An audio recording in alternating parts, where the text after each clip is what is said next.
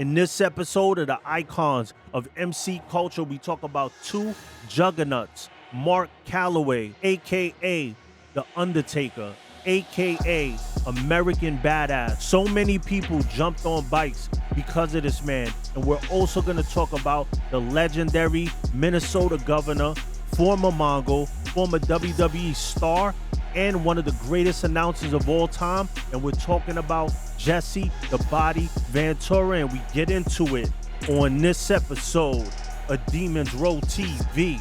And no, yeah, we ghosting, baby.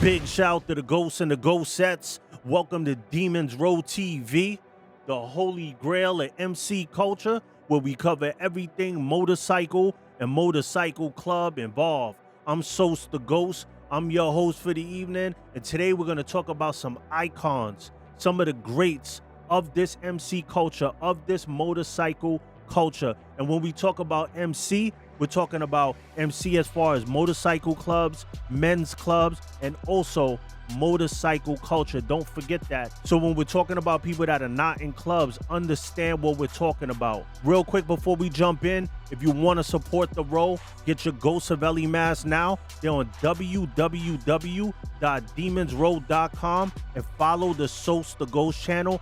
I'm going to be releasing my solo project, Ghost the Belly, so follow the Sos the Ghost channel. It'll be linked in the description. Make sure you do that, and let's get into it.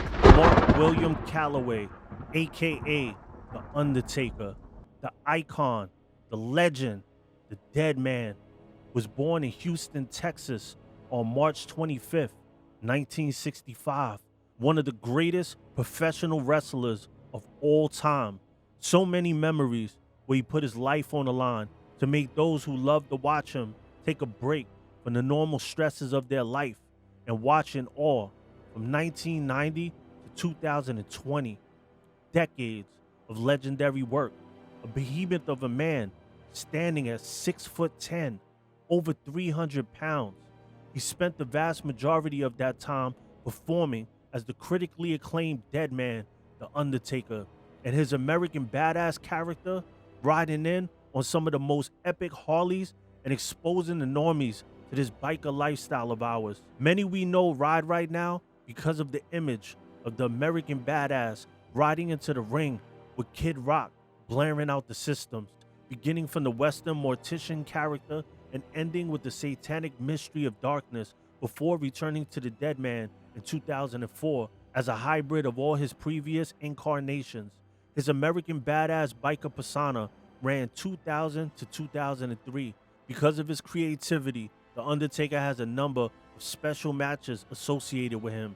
The casket match, the buried alive match, the Hell in a Cell match. Who could ever forget him throwing Mankind through the Hell in the Cell, where he landed to a horrible thud with a chair cracking his teeth open. Another important part of the character is his half-brother Kane, whom he has both viewed and teamed as Brothers of Destruction. The Undertaker had an undefeated streak at WrestleMania before losing to Brock Lesnar at WrestleMania 30.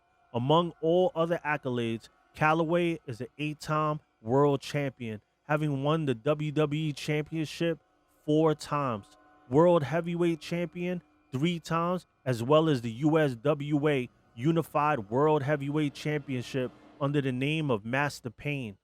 The Undertaker is also a 7-time World Tag Team Champion and 1-time WCW Tag Team Champion. He is also the winner of the 2000 Royal Rumble and became the first man to enter into the annual event last and to win. Calaway, aka Undertaker, is also the only current WWE wrestler to have appeared on the first episode of the Raw program. Undertaker's accomplishments in the WWE has cemented his place as one of the greatest of all time. The Undertaker's astonishing career finally came to an end at the Survivor Series on November 22nd, 2020. where the dead man retired fittingly at the same event he debuted in exactly 30 years to the day he stepped into a WWE ring.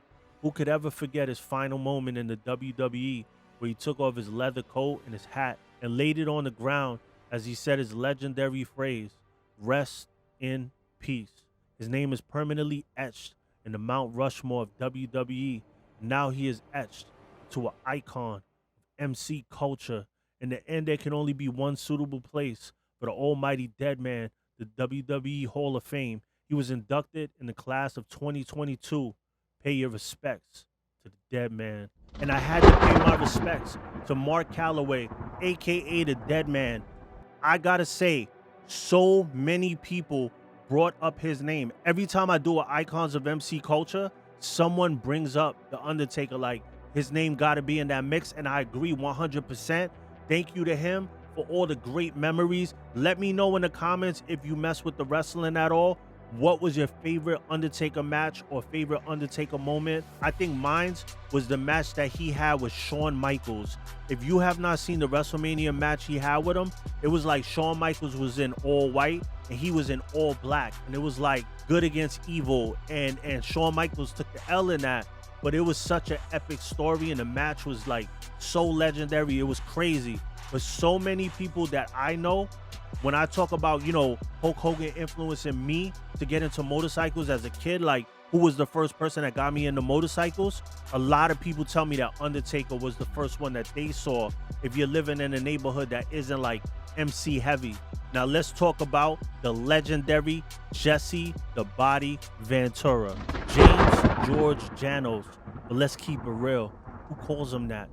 It's Jesse the Body Ventura. Was born on July 15th, 1951, Minneapolis, Minnesota. Well known as the WWF, now called the WWE legend, American professional wrestler, and one of the greatest commentators of all time. With his legendary voice and always siding with the bad guys, actor and a politician who said, you know what? I want to be governor of Minnesota, and he made it happen. And the reason why he's an icon of MC culture is being a member of the Mongols Motorcycle Club in San Diego, often known to ride around fully patched up and no one knowing it's him.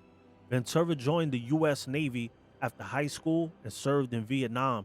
He attended a community college following a stint as a bouncer at a local nightclub.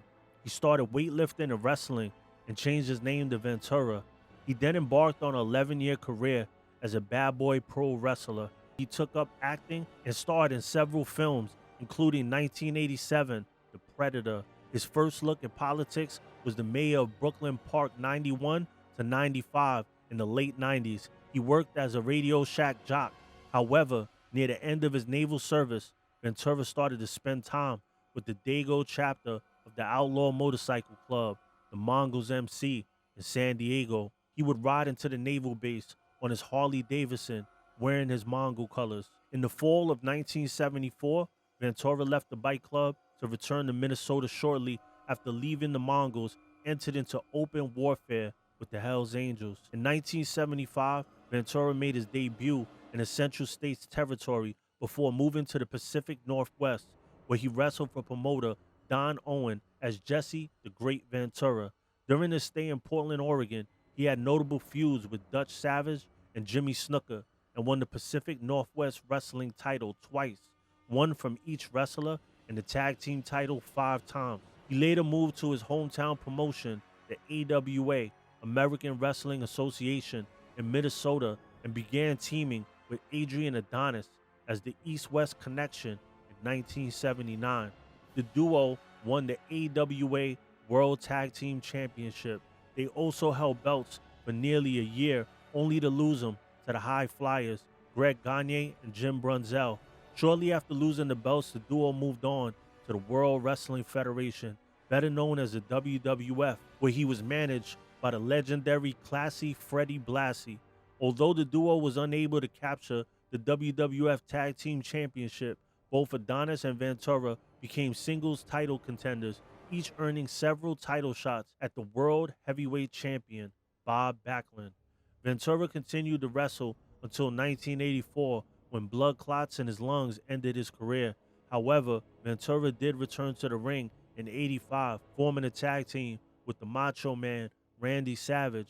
He also participated in a six-man tag team match in December '85 aside Roddy Piper and Cowboy Bob Orton, and defeated Hillbilly Jim, Uncle Elmer, and Cousin Luke in a match which was broadcast on Saturday night's main event.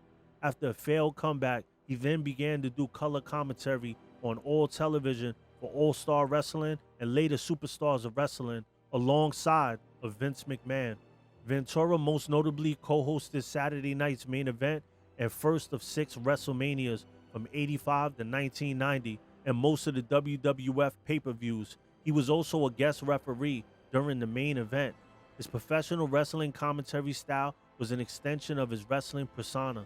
In 1999, Ventura reappeared on the WWF television during his time as a governor, acting once again as a guest referee for the main event of SummerSlam held in Minneapolis. Ventura will continue his relationship with the WWF by performing commentary for Vince McMahon's short-lived XFL. Less than a year later, he'd be inducted into the WWE Hall of Fame on March 13th, 2004. Jesse the Body, legend in every sense of the word, an icon of MC culture. So to be real, we could have talked about Jesse for hours, but let's just talk about the man and his character.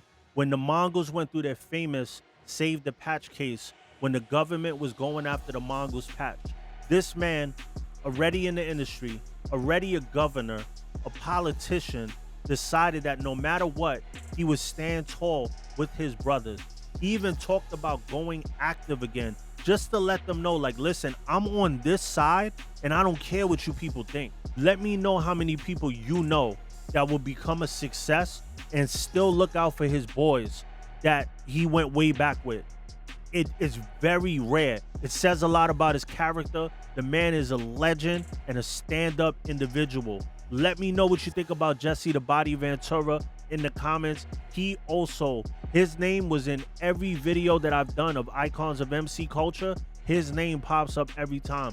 These must have been the 2 highest rated people for this series. Let me know in the comments people that you think should be featured from other clubs. I want a broad aspect. And when we say the word icon, it's our way of showing respect to the people that paved the way for us. It doesn't have to be somebody in a club. There's no strict rule to it. It's just people that we want to honor. Because I know sometimes people, think icon and it has to be, only 5 people. I want to honor all the people in our culture and talk about the people that are special and got people to jump on tools and actually love this culture. If you got value out of this, don't forget to smash that like button. Hit the subscribe button. I got another video, Icons of MC Culture, where we talk about Danny Trejo and David Allen Cole. It'll be linked above. And thank you for tuning in to Demons Road TV, the holy grail of MC culture. Like, subscribe, and comment. And oh yeah, we ghosting, baby.